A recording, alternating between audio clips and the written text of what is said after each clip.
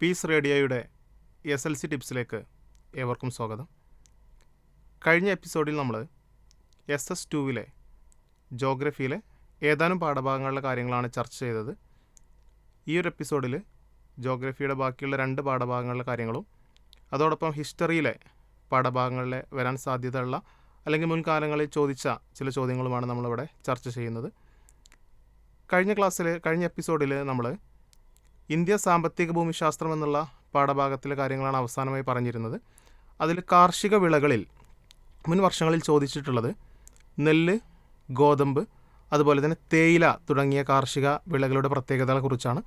ഒരു കാർഷിക വിളയെക്കുറിച്ച് നമ്മൾ പഠിക്കുമ്പോൾ ആ കാർഷിക വിളക്ക് അനുയോജ്യമായ മണ്ണ്, അതിനാവശ്യമായ താപനില, അതോടൊപ്പം തന്നെ ആ കാർഷിക വിള വളരാൻ ആവശ്യമായ മഴയുടെ അളവ്, ഈ കാര്യങ്ങൾ കൃത്യമായി നമുക്ക് അറിഞ്ഞിരിക്കണം. അപ്പോൾ നെല്ല്, ഗോതമ്പ്, ചോളം ഈ 3 കാര്യങ്ങൾ ഭക്ഷ്യവിളകളാണ്. പിന്നെ 4 വിളകളായിട്ട് പരുത്തി, ചണം എന്നിവ 4 വിളകളായിട്ട് കണക്കാക്കുന്നു. പാനീയ വിളകളായിട്ട് തേയില, കാപ്പി എന്നിവയുണ്ട്. മറ്റു വിളകളായിട്ട് റബ്ബർ, അതുപോലെ തന്നെ കരിമ്പ് എന്നിവയുണ്ട്. പിന്നെ സുഗന്ധ വിളകളായിട്ടും വിളകളെ അല്ലെങ്കിൽ നാണ്യവിളകളെ തരംതിരിക്കുന്നുണ്ട്. പിന്നീട് ഈ ഭാഗത്ത് ഇമ്പോർട്ടൻ്റ് ആയ ഒരു ഏരിയ എന്നുള്ളത് ഇരുമ്പുരുക്ക് വ്യവസായശാലകളാണ്.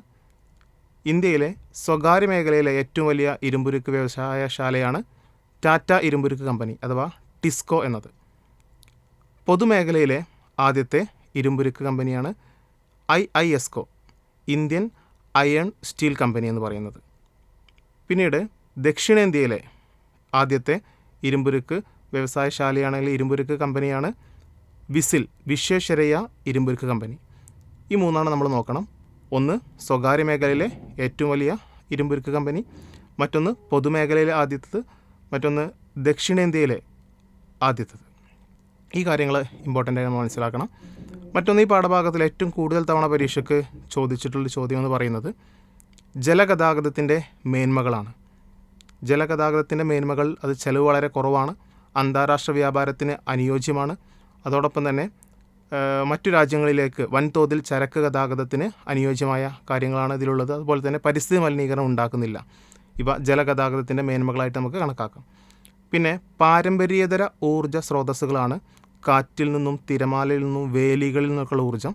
ഇവയുടെ പ്രയോജനങ്ങൾ അല്ലെങ്കിൽ ഇവയുടെ ഗുണങ്ങൾ, പാരമ്പര്യേതര ഊർജ്ജ സ്രോതസ്സുകളുടെ ഗുണങ്ങൾ: ഇവ പുനഃസ്ഥാപിക്കാൻ കഴിയുന്നു, ഇവ ശുഷ്കമല്ല, അതോടൊപ്പം തന്നെ പരിസ്ഥിതി മലിനീകരണം ഉണ്ടാക്കുന്നില്ല, ചെലവ് കുറവാണ് തുടങ്ങിയ കാര്യങ്ങൾ പാരമ്പര്യേതര ഊർജ്ജ സ്രോതസ്സുകളുടെ ഗുണങ്ങളായിട്ട് നമുക്ക് അല്ലെങ്കിൽ അതിൻ്റെ നേട്ടങ്ങളായിട്ട് നമുക്ക് മനസ്സിലാക്കാൻ സാധിക്കും.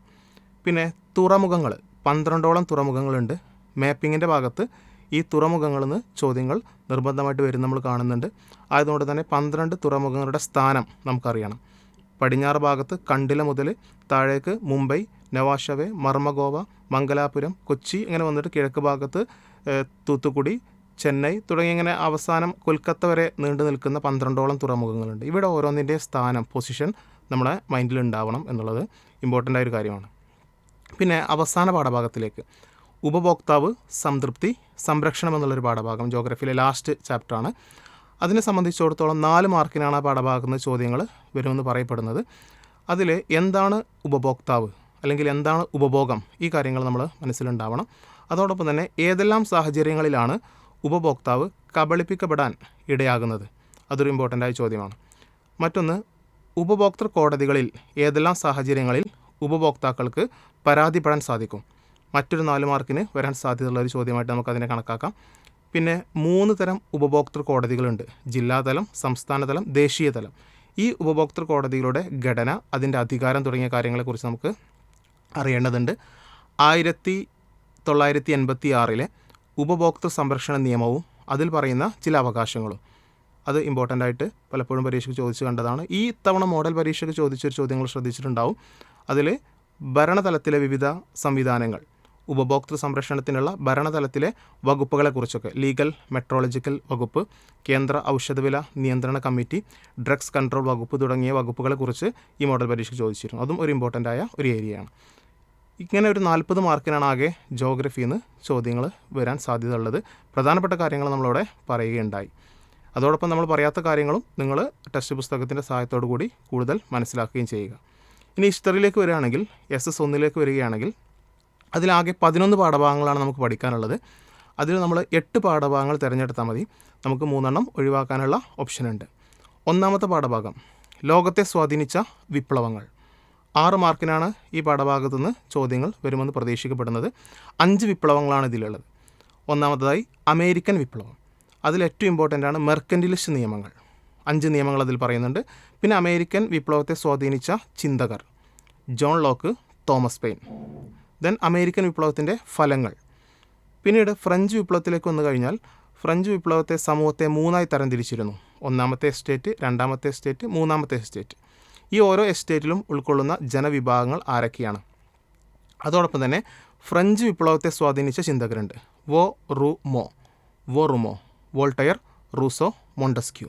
ഈ 3 ചിന്തകർ. ഇത് പരസ്പരം മാറിപ്പോവാതിരിക്കാൻ ശ്രദ്ധിക്കണം. അമേരിക്കൻ വിപ്ലവത്തെ സ്വാധീനിച്ച ചിന്തകരാണ് ജോൺ ലോക്കും തോമസ് പെയിനും.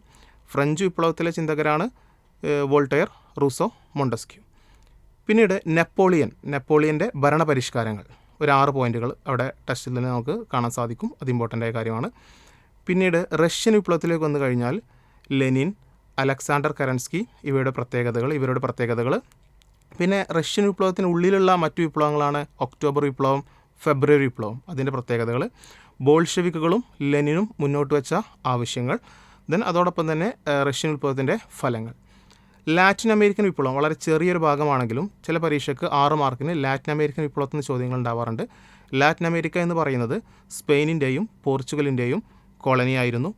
ഈ സ്പെയിനും പോർച്ചുഗലും എന്തെല്ലാം കാര്യങ്ങളാണ് ഈ കോളനിയിൽ നടപ്പിലാക്കിയത്? അല്ലെങ്കിൽ സ്പെയിനിൻ്റെയും പോർച്ചുഗലിൻ്റെയും ഭരണം കൊണ്ട് ലാറ്റിൻ അമേരിക്കൻ ജനങ്ങൾക്ക് ജീവിതത്തിൽ എന്ത് മാറ്റമാണ് സംഭവിച്ചത്? അത് ഇമ്പോർട്ടൻ്റ് ആയൊരു ചോദ്യമാണ്. അവരുടെ ഭാഷ, മതം, ആചാരം തുടങ്ങിയവ കോളനികളിൽ പ്രചരിപ്പിച്ചു.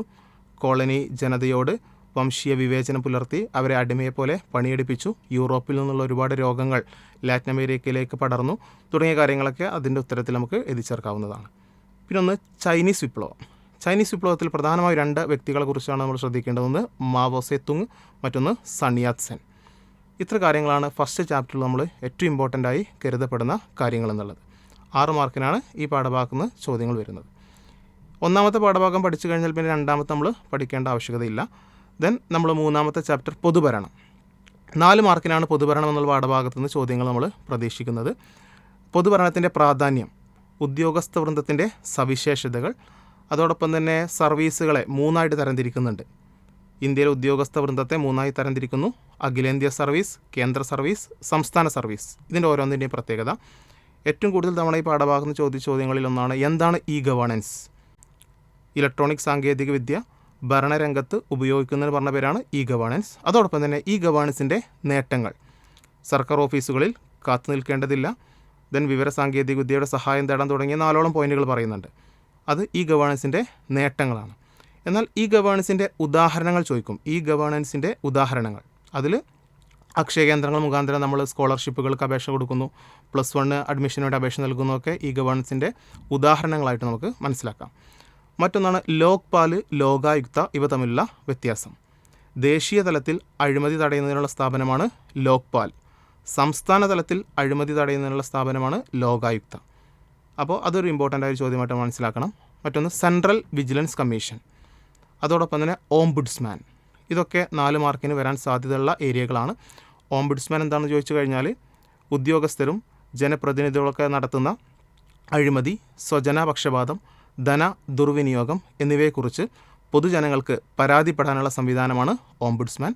വിരമിച്ച ഹൈക്കോടതി ജഡ്ജിയാണ് ഓംബുഡ്സ്മാൻ പദവിയിൽ എത്തിച്ചേരുക. ബാങ്കിംഗ് മേഖലയിലാണ് ആദ്യമായി ഓംബുഡ്സ്മാൻ നിലവിൽ വന്നത്. ഇത്ര കാര്യങ്ങളാണ് ഏറ്റവും ഇമ്പോർട്ടൻ്റ് ആയിട്ട് നമ്മൾ മനസ്സിലാക്കേണ്ടത് പൊതുഭരണം എന്നുള്ള പാഠഭാഗത്തിൽ. പിന്നീട് അടുത്ത ചാപ്റ്ററിലേക്ക് നീങ്ങിക്കഴിഞ്ഞാൽ സംസ്കാരവും ദേശീയതയും. 4 മാർക്കാണ് ഈ പാഠഭാഗത്തു നിന്ന് ചോദ്യങ്ങൾ വരുമെന്ന് പറയപ്പെടുന്നത്. ഇതിൽ ഏറ്റവും ഇമ്പോർട്ടൻ്റ് ആയിട്ടൊരു പട്ടിക കൊടുത്തിട്ടുണ്ട്. ഇന്ത്യയിലെ പ്രധാനപ്പെട്ട സാമൂഹിക പരിഷ്കരണ പ്രസ്ഥാനങ്ങളും അവ രൂപീകരിച്ച പരിഷ്കർത്താക്കളും. അതിൽ നമ്മൾ ആര്യ സമാജം, അതുപോലെ തന്നെ അത് സ്ഥാപിച്ച വ്യക്തി ആരാണെന്നുള്ളത് സ്വാമി ദയാനന്ദ സരസ്വതി, ദെൻ രാമകൃഷ്ണ മിഷൻ, സ്വാമി വിവേകാനന്ദൻ, അലിഗഡ് പ്രസ്ഥാനം, സർ സയ്യിദ് അഹമ്മദ് ഖാൻ തുടങ്ങിയ കാര്യങ്ങളുള്ള പട്ടിക. അത് നമ്മളൊന്ന് ശ്രദ്ധിക്കണം. അതോടൊപ്പം തന്നെ ഈ സാമൂഹിക പരിഷ്കരണ പ്രസ്ഥാനങ്ങളുടെ പ്രവർത്തന ഫലമായിട്ട് സമൂഹത്തിൽ എന്തെല്ലാം മാറ്റങ്ങളാണ് ഉണ്ടായത്? സതി പോലുള്ള ഒരുപാട് അനാചാരങ്ങൾ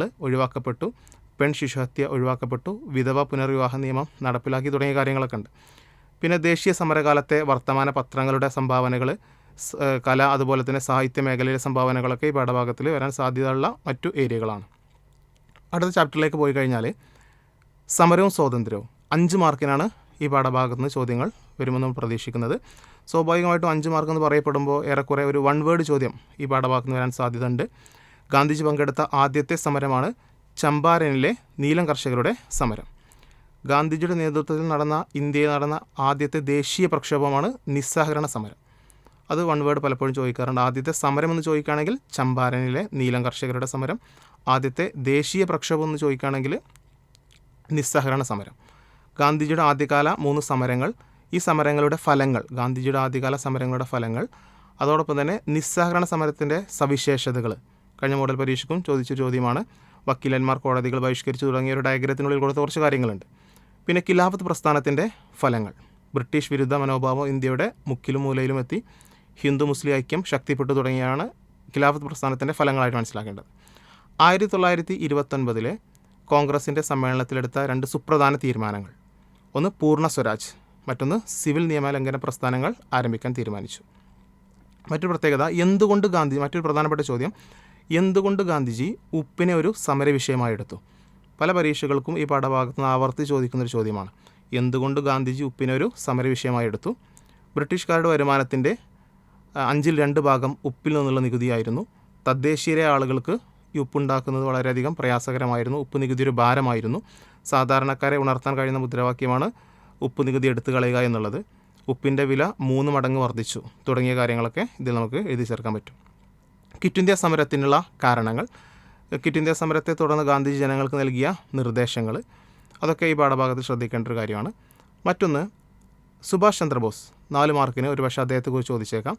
അദ്ദേഹം ആരംഭിച്ച ഒരു പാർട്ടിയാണ് ഫോർവേഡ് ബ്ലോക്ക്. സുഭാഷ് ചന്ദ്രബോസ് ഏറ്റെടുത്ത ഒരു പ്രസ്ഥാനമാണ് Indian National Army. Rash Behari Bose രൂപീകരിച്ചതിന് ശേഷം സുഭാഷ് ചന്ദ്രബോസ് ഏറ്റെടുത്ത ഒരു പ്രസ്ഥാനമാണ് ഇന്ത്യൻ നാഷണൽ ആർമി. അദ്ദേഹം സിംഗപ്പൂരിൽ വെച്ച് ഒരു താൽക്കാലിക ഗവൺമെൻറ്റിന് രൂപം നൽകി. ഇത്രയും കാര്യങ്ങൾ സുഭാഷ് ചന്ദ്രബോസിനെ കുറിച്ചുള്ള ചോദ്യം ഒരു പക്ഷേ 4 മാർക്കിന് വരാൻ സാധ്യതയുണ്ട്. അതിൽ നിങ്ങൾ മനസ്സിലാക്കേണ്ട കാര്യങ്ങളാണ്. മറ്റൊന്നാണ് മൗണ്ട് ബാറ്റൺ പദ്ധതി. മൗണ്ട് ബാറ്റൺ പദ്ധതിയുമായി ബന്ധപ്പെട്ട 4ഓളം പോയിന്റുകൾ പറയുന്നുണ്ട്. ഇന്ത്യ പാകിസ്ഥാൻ 2ആയി വിഭജിക്കുന്ന സമയത്ത് മുസ്ലിങ്ങൾക്ക് ഭൂരിപക്ഷമുള്ള പ്രദേശത്ത് അവർ ആഗ്രഹിക്കുകയാണെങ്കിൽ അവർക്കൊരു രാജ്യം അനുവദിച്ചു കൊടുക്കണം. പഞ്ചാബിനെയും ബംഗാളിനെയും 2ആയി വിഭജിക്കണം. പഞ്ചാബിനെയും ബംഗാളിനെയും 2ആയി വിഭജിക്കുന്ന സമയത്ത് അവിടെ ഒരു അതിർത്തി നിർണ്ണയ കമ്മീഷനെ നിയോഗിക്കണം. വടക്ക് പടിഞ്ഞാറൻ പ്രദേശം പാകിസ്ഥാനിൽ ചേരണമോ എന്നറിയാൻ ഒരു ഹിതപരിശോധന നടത്തണം. തുടങ്ങിയ 4ഓളം പോയിന്റുകളാണ് മൗണ്ട് ബാറ്റൺ പദ്ധതിയിൽ നമ്മൾ ശ്രദ്ധിക്കേണ്ട കാര്യങ്ങൾ. ഇനി SS1 സെക്കൻഡ് പാർട്ടിലേക്ക് വന്നു കഴിഞ്ഞാൽ ആദ്യത്തെ പാഠഭാഗം എന്ന് പറയുന്നത് നമ്മൾ പഠിക്കേണ്ടതില്ല, സ്വതന്ത്രാന്തര ഇന്ത്യ പഠിക്കേണ്ടതില്ല. പകരം ഫസ്റ്റ് പാർട്ടിലുള്ള ബ്രിട്ടീഷ് ചൂഷണവും ചെറുത്ത് നിൽപ്പും 6 മാർക്കിന് വരാൻ സാധ്യതയുള്ളൊരു പാഠഭാഗമാണ്. അത് നമ്മൾ പഠിക്കേണ്ടതുണ്ട്. അതിൽ ഇന്ത്യയിൽ ബ്രിട്ടീഷുകാർ നടപ്പിലാക്കിയ നികുതി വ്യവസ്ഥകൾ, ശാശ്വത ഭൂനികുതി വ്യവസ്ഥ, റയറ്റ് വാരി വ്യവസ്ഥ, അതുപോലെ തന്നെ മഹൽവാരി വ്യവസ്ഥ. ഇതിൽ ശാശ്വത ഭൂനികുതി വ്യവസ്ഥ വളരെ ഇമ്പോർട്ടൻ്റ് ആണ്. ശാശ്വത ഭൂനികുതി വ്യവസ്ഥയെ സംബന്ധിച്ചിടത്തോളം അതിൻ്റെ പ്രത്യേകതകൾ 60% നികുതി നൽകണം. നികുതി പിരിക്കുന്നത് ജമീന്ദാർമാരാണ്. ഭൂമിയുടെ ഉടമസ്ഥർ ജമീന്ദാർമാരാണ്. വിളവ് മോശമായാലും നികുതി നൽകണം. BO ബംഗാൾ, ബീഹാർ, ഒറീസ ഈ 3 പ്രദേശങ്ങളിലാണ് ശാശ്വത ഭൂനികുതി വ്യവസ്ഥ നിലനിന്നിരുന്നത്. മറ്റൊരു പ്രത്യേകത, ഈ പാഠഭാഗത്തിന് മറ്റൊരു ശ്രദ്ധിക്കേണ്ട ഒരു കാര്യം, കുറിച്യ കലാപത്തിൻ്റെ പ്രത്യേകതകൾ, കുറിച്യ കലാപത്തിൻ്റെ കാരണങ്ങൾ. അമിതമായ നികുതിയാണ് കുറിച്യ കലാപത്തിൻ്റെ പ്രധാനപ്പെട്ട കാരണം. നികുതി പണമായി നൽകാൻ ആവശ്യപ്പെട്ടു. നികുതി നൽകാത്തവരുടെ കൃഷിഭൂമി ബ്രിട്ടീഷുകാർ പിടിച്ചെടുത്തു. കുറിച്യ കലാപത്തിൻ്റെ നേതാവായിരുന്നു രാമനമ്പി. 1812 കുറിച്യ കലാപം നടക്കുന്നത്. 1857 ഒന്നാം സ്വാതന്ത്ര്യ സമരത്തിൻ്റെ കാരണങ്ങൾ മറ്റൊരു ഇമ്പോർട്ടൻ്റായ ചോദ്യമാണ്. 1857 ഒന്നാം സ്വാതന്ത്ര്യ സമരത്തിൻ്റെ കാരണങ്ങൾ, കർഷകരുടെ കാരണങ്ങളുണ്ട്. ദെൻ ശിപ്പായിമാർ അഥവാ പട്ടാളക്കാരുടെ കാരണങ്ങൾ അതിൽ ഉൾപ്പെടുന്നുണ്ട്. കരകൗശല തൊഴിലാളികളുടെ കാരണങ്ങൾ, രാജാക്കന്മാരുടെ കാരണങ്ങൾ. ഇങ്ങനെ 4 തരം കാരണങ്ങളായിട്ട് നമുക്കതിനെ തരംതിരിച്ച് എഴുതാവുന്നതാണ്. മറ്റൊന്ന്, തുണി വ്യവസായം, ഇന്ത്യൻ തുണി വ്യവസായത്തിൻ്റെ തകർച്ചകളുടെ കാരണങ്ങൾ. അതിൽ നെയ്ത്തുകാരുടെ കുറഞ്ഞ കൂലി, ദെൻ റെയിൽവേയുടെ വ്യാപനം, യന്ത്രനിർമ്മിത തുണിത്തരങ്ങൾ ബ്രിട്ടനിൽ നിന്ന് ഇന്ത്യയിലേക്ക് ഇറക്കുമതി ചെയ്തതൊക്കെ തുണി വ്യവസായത്തിൻ്റെ തകർച്ചകളുടെ കാരണങ്ങൾ നമുക്ക് മനസ്സിലാക്കാൻ പറ്റും. ഇനി കേരളം ആധുനികതയിലേക്ക് എന്നുള്ളൊരു പാഠഭാഗമുണ്ട്. അതിലും വളരെ ഇമ്പോർട്ടൻ്റ് ആയിട്ടൊരു പട്ടികയുണ്ട്. നേരത്തെ നമ്മൾ സംസ്കാരവും ദേശീയത എന്നുള്ള പാഠഭാഗത്തിൽ ഇന്ത്യയിലെ പ്രധാനപ്പെട്ട സാമൂഹിക പരിഷ്കരണ പ്രസ്ഥാനങ്ങളുമായി ബന്ധപ്പെട്ട് പഠിച്ചു. ഇവിടെ കേരളം ആധുനികതയിലേക്ക് എന്നുള്ള പാഠഭാഗത്ത് 4 മാർക്കിനാണ് ചോദ്യങ്ങൾ വരാൻ സാധ്യതയുള്ളത്. അതിൽ ആ ഒരു പട്ടികയിൽ കേരളത്തിലെ പ്രധാന സാമൂഹിക പരിഷ്കരണ പ്രസ്ഥാനങ്ങളെക്കുറിച്ചാണ് പറയുന്നത്. അതിൽ പറയുന്ന പ്രസ്ഥാനങ്ങൾ സമത്വ സമാജം, അത് രൂപീകരിച്ച ആളാണ് വൈകുണ്ഠസ്വാമി. അതുപോലെ തന്നെ ഒരുപാട് പ്രസ്ഥാനങ്ങൾ അതിൽ പറയുന്നുണ്ട്. അരയ സമാജം സ്ഥാപിച്ചിട്ടുള്ളത് KP കറുപ്പനാണ്. നായർ സർവീസ് സൊസൈറ്റി, മന്നത്ത് പത്മനാഭൻ തുടങ്ങിയ ഏകദേശം 12ഓളം പ്രസ്ഥാനങ്ങളെക്കുറിച്ച് പറയുന്നുണ്ട്. ആ പട്ടിക വളരെ ഇമ്പോർട്ടൻ്റ് ആയിട്ട് നിങ്ങൾ പഠിച്ചെടുക്കേണ്ടതുണ്ട്. പിന്നെ ഈ പാഠഭാഗത്തിൽ അരുവിപ്പുറം ശിവപ്രതിഷ്ഠയെക്കുറിച്ച് ചിലപ്പോൾ ചോദിക്കാൻ സാധ്യതയുണ്ട്. 1888 അരുവിപ്പുറം ശിവപ്രതിഷ്ഠ നടത്തുന്നത്. ശ്രീനാരായണ ഗുരുവാണ് നടത്തിയത്. മറ്റൊന്ന് 1924 നടന്ന വൈക്കം സത്യാഗ്രഹത്തെക്കുറിച്ച് TK മാധവനാണ് നേതൃത്വം നൽകിയത്. മന്നത്ത് പത്മനാഭൻ അതിന് അനുഭാവം പ്രകടിപ്പിച്ചുകൊണ്ട് സവർണ ജാഥ സംഘടിപ്പിച്ചു. മറ്റൊന്ന് ഈ മോഡൽ പരീക്ഷ കൂടി ചോദിച്ചതാണ് ഗുരുവായൂർ സത്യാഗ്രഹത്തെക്കുറിച്ച്. ഗുരുവായൂർ സത്യാഗ്രഹത്തെക്കുറിച്ച് നമ്മൾ മനസ്സിലാക്കേണ്ടത് 1931 നടക്കുന്നത്. കേളപ്പനാണ് നേതൃത്വം കൊടുക്കുന്നത്. AK ഗോപാലനാണ് അതിൻ്റെ വളണ്ടിയർ ക്യാപ്റ്റൻ. P കൃഷ്ണപിള്ളക്ക് അതിൽ മർദ്ദനമേറ്റു. 1936 ക്ഷേത്രപ്രവേശന വിളംബരമുണ്ടായി. ഇത്ര കാര്യങ്ങളാണ് ആ പാഠഭാഗത്തിൽ ഏറ്റവും ഇമ്പോർട്ടൻ്റ് ആയ കുറച്ച് കാര്യങ്ങൾ നമ്മളോട് സൂചിപ്പിച്ചു. ദെൻ രാഷ്ട്രവും രാഷ്ട്ര തന്ത്രശാസ്ത്രവും 8 മാർക്കിനാണ് ഈ പാഠഭാഗത്ത് നിന്ന് നമ്മൾ ചോദ്യങ്ങൾ പ്രതീക്ഷിക്കുന്നത്. രാഷ്ട്രത്തിൻ്റെ ഘടകങ്ങൾ, 4 ഘടകങ്ങളാണ് രാഷ്ട്രത്തിനുള്ളത്. അതിൽ പ്രധാനമായിട്ടുള്ള ഒന്നാണ് ജനങ്ങൾ, മറ്റൊന്ന് ഭൂപ്രദേശം, മറ്റൊന്ന് പരമാധികാരം, മറ്റൊന്ന് ഗവൺമെൻറ്. പരമാധികാരത്തിന് 2 തലങ്ങളുണ്ട്. ഒന്ന് ആഭ്യന്തരതലം, മറ്റൊന്ന് ബാഹ്യതലം. രാജ്യത്തിനുള്ളിൽ ഗവൺമെൻറ്റിന് തീരുമാനങ്ങൾ എടുക്കാൻ കഴിയുന്നതിന് പറഞ്ഞ പേരാണ് ആഭ്യന്തരതലം. അന്താരാഷ്ട്ര അതിർത്തിക്ക് പുറത്ത് മറ്റു രാജ്യങ്ങൾ അല്ലെങ്കിൽ രാജ്യത്തിന് പുറത്ത് വിവിധ വിഷയങ്ങളിൽ തീരുമാനങ്ങൾ എടുക്കാനുള്ള കഴിവിന് പറഞ്ഞ പേരാണ് ബാഹ്യതലം. അപ്പോൾ പരമാധികാരത്തിന് 2 തലങ്ങളുണ്ട്. ഒന്ന് ആഭ്യന്തരതലം, മറ്റൊന്ന് ബാഹ്യതലം. പിന്നെ ഈ പാഠഭാഗത്തിൽ വളരെ ഇമ്പോർട്ടൻ്റ് ആയിട്ട് നമ്മൾ മനസ്സിലാക്കേണ്ട ഒരു ചോദ്യമാണ് രാഷ്ട്രത്തിൻ്റെ ചുമതലകളെ 2ആയി തിരിക്കുന്നു. നിർബന്ധിത ചുമതലകൾ, വിവേചനപരമായ ചുമതലകൾ. ഇവ ഏതൊക്കെ നമുക്ക് അറിയേണ്ടതുണ്ട്. മറ്റൊന്ന് രാഷ്ട്രരൂപീകരണ സിദ്ധാന്തങ്ങൾ. ഈ മോഡൽ പരീക്ഷയ്ക്കും ചോദിച്ചിരുന്നു. രാഷ്ട്രരൂപീകരണ സിദ്ധാന്തങ്ങൾ: ദൈവദത്ത സിദ്ധാന്തം, ശക്തി സിദ്ധാന്തം, പരിണാമ സിദ്ധാന്തം, സാമൂഹിക ഉടമ്പടി സിദ്ധാന്തം. ഇതിൽ നിർബന്ധപരമായ ചുമതലകളും വിവേചനപരമായ ചുമതലകളും നമ്മൾ മനസ്സിലെപ്പോഴും ഉണ്ടാവണം. അത് ഒരുപക്ഷെ SLC പരീക്ഷയ്ക്ക് ചോദിക്കാൻ കൂടുതൽ സാധ്യത ഈ പാഠഭാഗത്തു നിന്നുള്ളൊരു ചോദ്യമായിട്ട് നമുക്കതിനെ മനസ്സിലാക്കേണ്ടതുണ്ട്. പിന്നൊന്ന് ഇവിടെ ശ്രദ്ധിക്കേണ്ടത് എന്താണ് പൗരത്വം? ഒരു രാഷ്ട്രത്തിൻ്റെ പൂർണ്ണവും തുല്യവുമായ അംഗത്വമാണ് പൗരത്വം. 2 തരം പൗരത്വമുണ്ട്. ഏതെല്ലാം? സ്വാഭാവിക പൗരത്വം അഥവാ ജന്മന ലഭിക്കുന്ന പൗരത്വമാണ്. നിയമ നടപടികളിലൂടെ നേടിയെടുക്കുന്ന പൗരത്വമാണ് ആർജിത പൗരത്വം. പിന്നെ രാഷ്ട്രതന്ത്രശാസ്ത്രത്തിൻ്റെ പഠന മേഖലകൾ ഒരു 4 പോയിന്റുകൾ അതിൽ പറയുന്നുണ്ട്. താരതമ്യ രാഷ്ട്രീയം, അന്താരാഷ്ട്ര രാഷ്ട്രീയം, അതുപോലെ തന്നെ പൊതുഭരണം, രാഷ്ട്രീയ സിദ്ധാന്തങ്ങൾ തുടങ്ങിയ കാര്യങ്ങൾ അതിലുൾപ്പെടും. പിന്നെ രാഷ്ട്രവും രാഷ്ട്രതന്ത്രശാസ്ത്രവും നമ്മൾ പഠിക്കുന്നത് കൊണ്ട് തന്നെ സ്വാഭാവികമായിട്ടും അടുത്ത പാഠഭാഗമായിട്ടുള്ള പൗരബോധം നമ്മൾ പഠിക്കേണ്ടതില്ല. പൗരബോധവുമായി ബന്ധപ്പെട്ട് നമ്മൾ കാര്യങ്ങൾ ഇത് പഠിച്ചാൽ സ്വാഭാവികമായും മറ്റേത് നമുക്ക് ഒഴിവാക്കാൻ ഓപ്ഷനുണ്ട്. പിന്നെ സമൂഹശാസ്ത്രം എന്തിന് എന്നുള്ളൊരു പാഠഭാഗം അവസാനമായി പറയുന്നുണ്ട്. 3 മാർക്കിനാണ് ആ പാഠഭാഗത്ത് നിന്ന് ചോദ്യങ്ങൾ പ്രതീക്ഷിക്കുന്നത്. അതിൽ പറയുന്നത് സമൂഹശാസ്ത്രത്തിൻ്റെ പിതാവ് അഗസ്റ്റ് കോംതെ. സമൂഹശാസ്ത്രത്തിൻ്റെ പിതാവാണ് അഗസ്റ്റ് കോംതെ. എന്താണ് സമൂഹശാസ്ത്രം? അതുപോലെ തന്നെ സാമൂഹ്യശാസ്ത്രത്തിൽ വിവിധ വിഷയങ്ങളുണ്ട്. സാമ്പത്തിക കാര്യങ്ങളെക്കുറിച്ച് പഠിക്കുന്നതാണ് സാമ്പത്തിക ശാസ്ത്രം. കഴിഞ്ഞ കാലത്തെക്കുറിച്ച് പഠിക്കുന്നതിന് നമ്മൾ ചരിത്രം എന്ന് പറയും. മനുഷ്യ ഉത്ഭവത്തെക്കുറിച്ച് പഠിക്കുന്നതാണ് നരവംശശാസ്ത്രം. മനുഷ്യ മനസ്സിനെക്കുറിച്ച് പഠിക്കുന്നതാണ് മനഃശാസ്ത്രം തുടങ്ങിയ കാര്യങ്ങൾ. പിന്നെ സമൂഹശാസ്ത്രത്തിൻ്റെ പ്രത്യേകതകൾ, അതോടൊപ്പം തന്നെ പഠനരീതികൾ, സമൂഹശാസ്ത്രത്തിൻ്റെ പഠനരീതികൾ, സോഷ്യൽ സർവേ, അഭിമുഖം, നിരീക്ഷണം, കേസ് സ്റ്റഡി തുടങ്ങിയ കാര്യങ്ങളാണ് സമൂഹശാസ്ത്രത്തിൻ്റെ പഠനരീതികൾ. പിന്നെ മറ്റൊന്ന് സമൂഹശാസ്ത്രത്തിൻ്റെ പഠനമേഖലകൾ, സമൂഹശാസ്ത്രത്തിൻ്റെ പഠനമേഖലകൾ, സാമൂഹിക സംഘങ്ങൾ, സമുദായങ്ങൾ, സാമൂഹിക മാറ്റം, സാമൂഹിക ഐക്യം തുടങ്ങിയ കാര്യങ്ങൾ, സാമൂഹിക സംഘടനകളൊക്കെ അതിലുൾപ്പെടും. പിന്നെ സമൂഹശാസ്ത്ര പഠനം എന്തിന് ഒരു പ്രധാനപ്പെട്ട ഒരു ചോദ്യമാണ്. സ്വന്തം സമൂഹത്തെക്കുറിച്ച് മനസ്സിലാക്കാൻ, സ്വന്തം സമൂഹത്തെക്കുറിച്ചും മറ്റുള്ളവരുടെ സമൂഹത്തെക്കുറിച്ച് മനസ്സിലാക്കാൻ, സമൂഹത്തിലെ പ്രശ്നങ്ങൾ തിരിച്ചറിയാൻ, സമൂഹത്തിലെ പ്രശ്നങ്ങൾക്ക് പരിഹാരങ്ങൾ കണ്ടെത്താൻ. ഈ കാര്യങ്ങളാണ് ഈ പാഠഭാഗത്തിൽ നമ്മൾ ശ്രദ്ധിക്കേണ്ട കാര്യം. 3 മാർക്കിനാണ് ഈ പാഠഭാഗത്ത് നിന്ന് ചോദ്യങ്ങൾ വരുന്നത്. അങ്ങനെ ആകെയുള്ള 21 പാഠഭാഗങ്ങളിൽ നമ്മൾ 15 പാഠഭാഗങ്ങൾ നമുക്ക് തിരഞ്ഞെടുക്കാം. ബാക്കി 6 നമുക്ക് ഒഴിവാക്കാൻ നമുക്ക് ഇഷ്ടത്തിനനുസരിച്ച് ഒഴിവാക്കാൻ കഴിയില്ല. നിങ്ങൾക്ക് അറിയാവുന്ന പോലെ തന്നെ 2 ക്ലബ് ചെയ്ത് കൊടുത്തിട്ടുണ്ടാവും. അതിൽ നമുക്ക് ഇഷ്ടമുള്ളത് തിരഞ്ഞെടുത്ത് മറ്റത് ഒഴിവാക്കാം എന്നുള്ളതാണ് മനസ്സിലാക്കേണ്ടത്. അങ്ങനെ മികച്ച രൂപത്തിൽ നിങ്ങൾ പഠനം നടത്തുക.